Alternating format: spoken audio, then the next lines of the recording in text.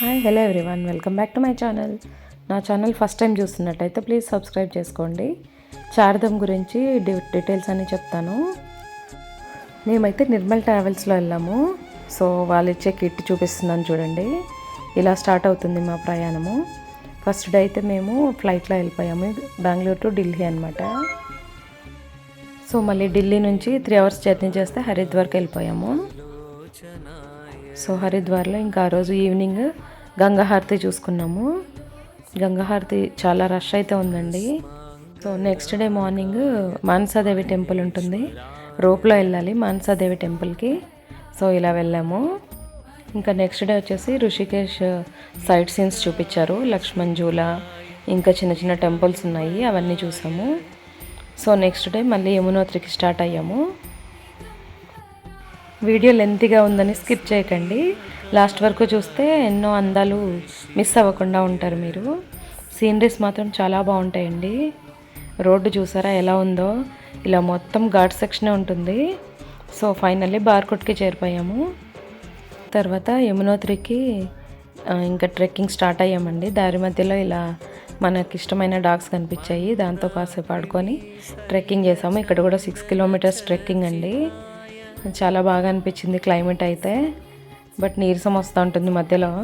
కానీ పైనకి వెళ్ళేసరికి ఇలా చూసాం కదా, ఇక్కడ ఇదే యమునోత్రిలో ఫేమస్ అండి. చాలా ఉడుకుతుంటాయి వాటర్ ఇక్కడ.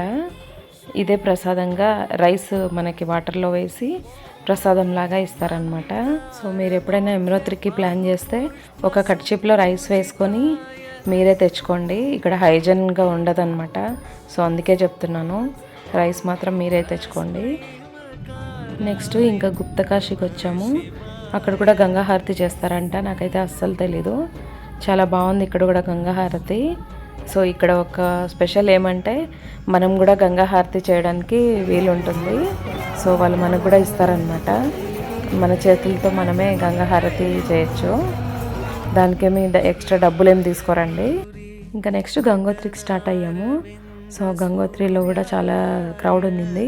ఇంకా దర్శనం అయ్యింది మొత్తానికి. చార్ధామ్లో అతి కష్టమైనది అంటే కేదార్నాథే అండి. సో కేదార్నాథ్కి అయితే స్టార్ట్ అయ్యాము. ఇంకా మార్నింగ్ 3కి వెళ్తే గౌరీకుండ్కి 3కి వెళ్ళిపోయాము. అక్కడ డోలీ దొరికే లోపల 6 అయిందనమాట. ఇంకా 6కి స్టార్ట్ అయితే 11 o'clock రీచ్ అయ్యాము. చాలా కూల్ ఉండింది. ఇది మొత్తానికి టెంపుల్కి రీచ్ అయ్యాము మనము.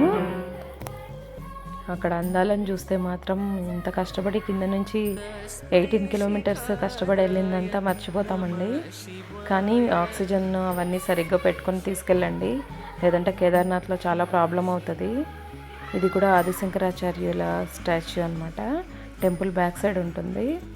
చూసారా కొండలు ఎలా ఉన్నాయో, మొత్తం మంచుతో కప్పేసి ఉంటాయండి కొండలు. సో చూడ్డానికి చాలా బాగుంటుంది. నెక్స్ట్ ఇంకా బద్రీనాథ్కి స్టార్ట్ అయ్యాము. ఇక్కడ కూడా అంతే అండి, చాలా క్రౌడే ఉంది. ఇక్కడ మైనస్లో ఉంటుంది, ఇక్కడ కూడా అంతే. సేమ్ కేదార్లో ఎలా ఉంటుందో క్లైమేట్ ఇక్కడ కూడా అలాగే ఉంటుంది. బట్ మనకి డైరెక్ట్గా వెహికల్స్ అక్కడి వరకు వెళ్తాయి అన్నమాట. ఐ మీన్ టెంపుల్ వరకు వెళ్తాయి వెహికల్స్. కానీ అక్కడ నుంచి కొంచెం ఒక 1/2 kilometer అంతా నడచాల్సి వస్తుంది రూమ్ నుంచి అక్కడికి. సో ఇక్కడేమి ఇబ్బంది ఉండదు, కానీ మైనస్లో ఉంటుంది టెంపరేచరు. అందుకే మనము కర్పూరం ఉంటుంది కదా, పచ్చకర్పూరం అలాంటివి ఒక కర్చీప్లో కట్టుకొని చేతికి కట్టుకోండి. అప్పుడప్పుడు స్మెల్ చూస్తుంటే ఎయిర్ బ్రీతింగ్ ప్రాబ్లం ఉండదు మనకి. ఇంకా ఫైనల్గా మన విలేజ్కి వచ్చేసాం మనము. అక్కడ సరస్వతీదేవి టెంపుల్ ఉంటుంది. సో గుప్తగామిని అంటారు. అక్కడ సరస్వతి నది కూడా ఉంటుందండి. ఎక్కడి నుంచి వస్తుందో తెలియదు, కానీ ఒక్క ప్లేస్లో మాత్రం వస్తూ ఉంటుంది నది. నీళ్ళు అక్కడి నుంచి వస్తూ ఉంటాయి. ఇదైతే పాండవులు వనవాసానికి వెళ్ళిన ప్లేస్ అంట. ఇంకా ఇక్కడికి వచ్చి ఆగిపోతారంట. తర్వాత వచ్చేసి వ్యాస మహర్షి గుహ అనమాట ఇది. ఇక్కడ కూర్చొని మహాభారతం చెప్తే గణేష వచ్చేసి 200 meters కింద ఉంటాడు గణేష గుహ. సో ఇక్కడ నుంచి వ్యాస మహర్షి చెప్తే ఆయన అక్కడ గణేష కింద రాస్తూ ఉంటాడంట. సో అక్కడ దానికి సంబంధించిన ఫోటో అండి ఇది గణేష గృహ కింద ఉంటుంది ఇది. సో ఇవన్నీ చూడొచ్చు మనం, మన విలేజ్లోనే ఇవన్నీ ఉంటాయి. ఇంకా కొన్ని వీడియోస్ చేయాలనుకుంటున్నాను. సో మీ సపోర్ట్ ఉంటే కనుక నాకు ఇంకా ఎంకరేజ్ చేసినట్టు అవుతుందండి. ప్లీజ్ ఎంకరేజ్ మీ. ఇంకా అక్కడ చలి ఎక్కువ కాబట్టి ఇలాంటి షాప్సే ఉంటాయండి, అన్ని స్వెటర్స్. ఇదైతే గరుడ టెంపుల్ అంట అండి. నేనైతే ఫస్ట్ టైం విన్నాను ఈ టెంపుల్ గురించి.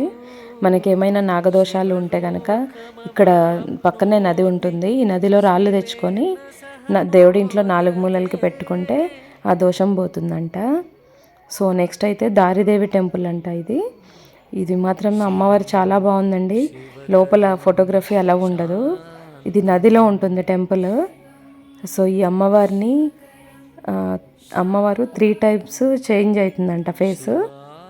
మార్నింగ్ వచ్చేసి చిన్నపిల్లలాగా ఉంటుంది, మధ్యాహ్నము టీనేజ్ ఉంటుంది కదా అలా ఉంటుందంట, ఇంకా ఈవినింగ్ వచ్చేసి మామూలు పెద్దవాళ్ళలాగా ఉంటుంది. సో అదే ఫేమస్ ఇక్కడ. ఇంకా ఫ్లడ్స్ వచ్చినప్పుడు 2014 అనుకుంటా అక్కడ అమ్మవారిని తీసినప్పుడే ఫ్లడ్స్ వచ్చాయంట. అందుకోసం మళ్ళీ తిరిగి అమ్మవారిని అక్కడ ప్రతిష్టాపన చేశారు. అంత ఫేమస్ అంట. ఇంకా పంచప్రయోగాలు అవన్నీ చూపించారు. సో వీడియో లెంతీ అవుతుంది కాబట్టి ఇంకా స్టాప్ చేశానండి. ఇది మా 15 days జర్నీ అండి. Thank you for watching. Please support me.